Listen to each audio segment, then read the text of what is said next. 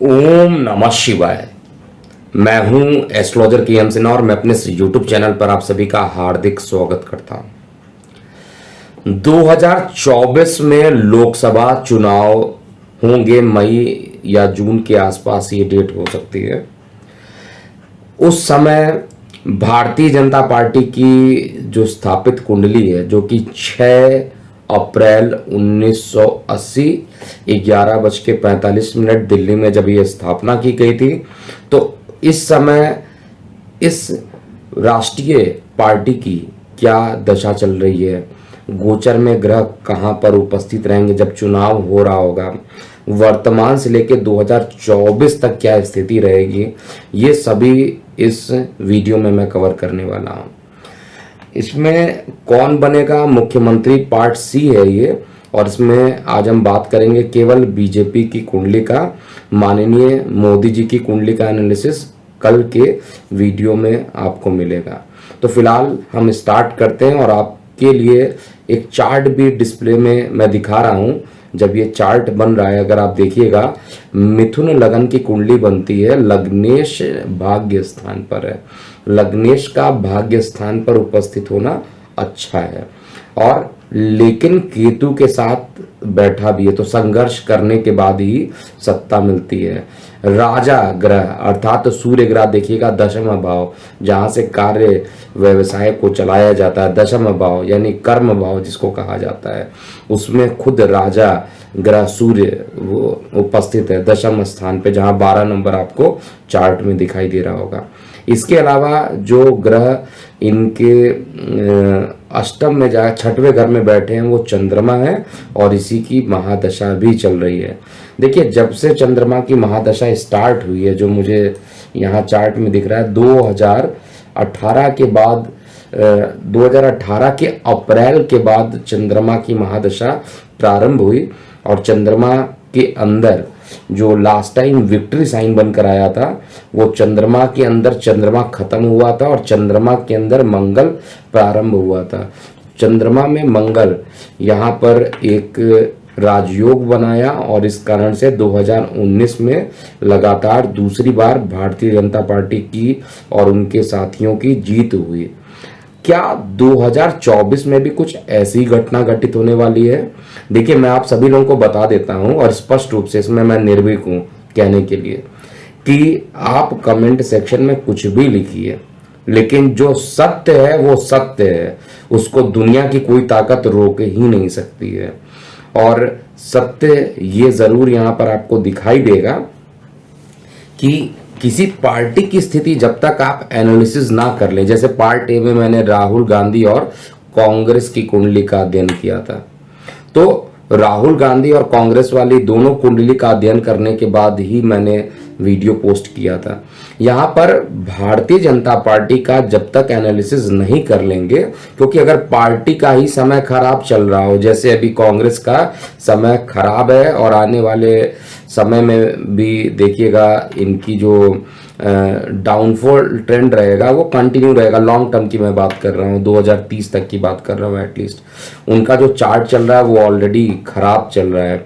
उसी तरीके से किसी पार्टी का अगर समय अच्छा चलता है, तो उस पार्टी का मान, पद और प्रतिष्ठा जो होती है वो लगातार बढ़ जाती है, और चारों तरफ एक प्रकार से कहा जाए सुनामी आ जाती है, और उसमें जो भी उपस्थित होता है, जो भी वहां पर उम्मीदवार लोग उतरते हैं, उनकी कुंडली भले ही थोड़ी सी निर्बल हो, लेकिन अगर पार्टी की कुंडली बहुत अच्छी चलती है तो उस कंडीशन में जीत पार्टी की ही होती है। तो यहाँ पर हम भारतीय जनता पार्टी के बारे में बात कर रहे हैं। वर्तमान में जो अभी अप्रैल का जो महीना बीता है, अप्रैल में माफ कीजिएगा, 16 जुलाई जो बीता है, उसमें चंद्रमा के अंदर बृहस्पति की महादशा चल रही थी, जो कि अच्छी थी। आप देखिएगा इस पीरियड में ही लास्ट में सरकार जाते जाते कम से कम मुंबई में भारतीय जनता पार्टी के समर्थित एकनाथ शिंदे ने अपनी सरकार को बना लिया।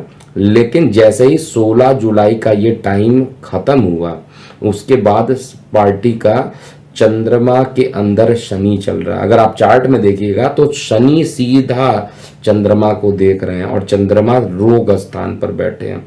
चंद्रमा मंगल के साथ है तो अच्छा परिणाम दिए थे। चंद्रमा से पहले ऑलरेडी सूर्य की महादशा चल रही थी, तो 2014 का तो चुनाव जीतना ही था। इस समय शनि जो चंद्रमा को देख रहा है और चंद्रमा इनकी कुंडली में जहां 4 नंबर आपको दिख रहा है वो परिवार का स्थान होता है।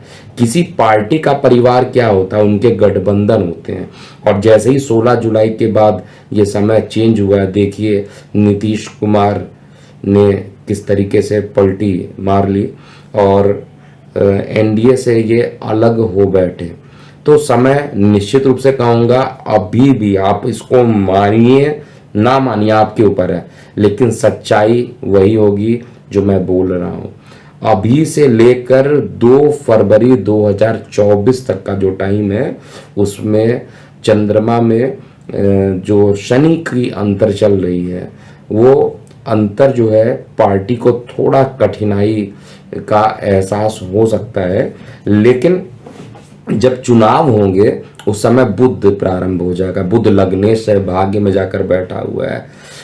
तो भाग्य की जब दशा स्टार्ट हो जाएगी तो 2024 में भारतीय जनता पार्टी का जो चार्ट कह रहा है वो प्रबल हो जाएगा। और जब ये चार्ट प्रबल हो जाएगा तो पार्टी का मान पद प्रतिष्ठा, आप कितना भी काम कर लीजिए, अंतिम 3 महीने 4 महीने का जो वर्क होता है वो भी लोग ज़्यादा मॉनिटर करते हैं। पूरे 4 साल को तो लोग काउंट करते ही हैं। सबके नज़र में कुछ पार्टी अच्छी होती है, कुछ पार्टी खराब होती है, लेकिन ये 4 साल का जो रिजल्ट आने वाला है वो जिस पीरियड में आएगा वो लग्नेश का पीरियड होगा। यानी भारतीय जनता पार्टी के लिए 2023 का समय बहुत अच्छा तो मैं नहीं कह रहा हूं, बहुत सारी कठिनाइयां भी 2023 में लिखी हुई हैं। चंद्रमा में शनि निश्चित रूप से विपक्षी दलों को हावी करने के लिए सफिशिएंट है। 2023 में विपक्षी दल पूरा कोशिश करेंगे कि राष्ट्रीय पार्टी भाजपा को या एनडीए अलायंस की बात किया जाए, इसके मान पद और प्रतिष्ठा में कमी करने की वो कोशिश करेंगे, कुछ ना कुछ आरोप लगाते रहेंगे। लेकिन ये मेरी भविष्यवाणी है और यहाँ पर जो मैं भविष्यवाणी करने वाला हूं, जिस समय यह चुनाव होगा उस समय 3 बातें भारतीय जनता पार्टी के लिए बड़ी अच्छी रहने वाली है। एक तो खुद लग्नेश का भाग्य में जाकर बैठना, उसी की दशा चलना, और साथ में अगर आप देखिएगा मिथुन लगन की कुंडली है तो गोचर इंपॉर्टेंट हो जाता है। भाग्य भाव में ही शनि देव उत्पन्न हो जाएंगे, शनि देव रहेंगे जो कि अभी वर्तमान में अष्टम में गए हुए हैं, तो वो शनि भी वहीं पर रहने वाले हैं। बृहस्पति देव द्वादश स्थान पे हो जाएंगे। बृहस्पति का द्वादश स्थान पर होना यात्राएं ज्यादा इस पार्टी को भी कराएगा। काफी दौड़ेंगे, जो राजनेता लोग हैं जो लीडरशिप में है वो ट्रैवलिंग भी करेंगे। और जुलाई के बाद ही देखिए राष्ट्रीय दल के जो मेन बोर्ड होते हैं, संसदीय बोर्ड होते हैं, वहां से नितिन गडकरी जी को और शिवराज जी को चेंज कर दिया गया है। कुछ ना कुछ रणनीति के तहत ही ऐसा हुआ है। और ऐसा नहीं है कि नितिन गडकरी जी कार्य खराब कर रहे थे, ऐसा नहीं है शिवराज जी भारतीय जनता पार्टी के लिए खराब काम कर रहे थे, लेकिन ऑनेस्टली जो मैं देख रहा हूं वो होना ही था। परिवार में कुछ ना कुछ प्रॉब्लम होना ही था, तो ये प्रॉब्लम हो चुका है।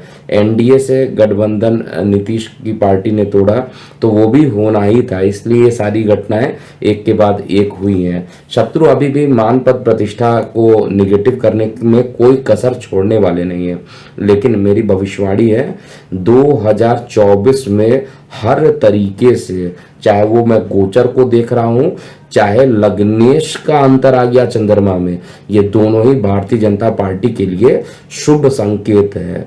और जब हम इसको अलग अलग पार्ट में डिवाइड कर रहे हैं, इसका मतलब है कि मुझे ये चेक करना है कि एक वीडियो में कम से कम आपको वो बातें समझा दूं जो कि सामान्य व्यक्ति जानना चाहता है।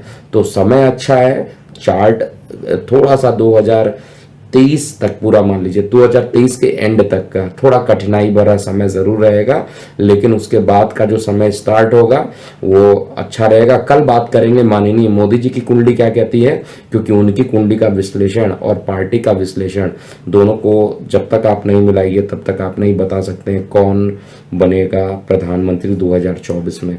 तो अपनी प्रतिक्रिया जरूर लिखिएगा और किसकी सरकार बनने वाली है कमेंट बॉक्स में जरूर लिखिएगा और क्यों बनना चाहिए। अगर वर्तमान सरकार में कुछ कमियां दिख रही है वो भी कमेंट सेक्शन में आपको लिखना चाहिए, ताकि हम लोग इसको समझ सके। कमेंट सेक्शन को काफ़ी राजनेता लोग पढ़ते रहते हैं, तो उनके तक ये संदेश पहुंच सके, इस वीडियो के माध्यम से संदेश पहुंच सके। तो अभी के लिए इतना ही। मैं हूं एस्ट्रोलॉजर के एम सिन्हा। ओम नमः शिवाय। जाते जाते एक बार पुनः बता दूं, चेन्नई में मैं 16 तारीख को अवेलेबल हूँ होटल नोवाटेल में। उसके बाद मैं पुणे में भी अवेलेबल हूँ और मुंबई में अवेलेबल हूँ 23-24 को मुंबई में। उससे पहले 2 दिन मैं पुणे में अवेलेबल रहूँगा। तो जिनको कंसल्टेशन चाहिए वो अपने अपॉइंटमेंट्स बुक कर सकते हैं। हमारा व्हाट्सएप नंबर है 9818318303। आप इस पर हमें मैसेज कर सकते हैं। ओम नमः शिवाय।